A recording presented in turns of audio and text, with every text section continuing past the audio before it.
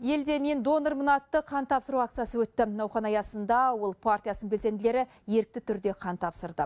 Басқаладан бастау алған бастама 19 өңірде жалғасын тауып, бас аяғы 400-ден аса азамат донор атанды. Қатарларында тапшылық жоғары, теріс резус факторы қан тобындағы еріктілер де бар. Олар қанға мұқтаж қарашаға көмек қолын созып, қайырымды іске атсалысқанымызға ризамыз дейді. Айтулы акциясында жиналған қан қоры елдегі ауруханаларға жіберіледі. Айта кетейік, өткен жылы 100 мыңнан аса қазақстандық қан тапсырған. Қан орталығы бізге ұсыныспен шықты. Бүгінгі күні қан жетіспеушілігі бар, және де азаматтық позициясында өз еркімен қан тапсыратын адамдар аз. Сол себепті де біз әрбір қан өте маңызды. Сол себепті де өзіміз бастамашыл болып, қан тапсырып, басқа бір адамға жаңа өмір сыйлауға ұйымдастырылып жатыр осындай мақсатта.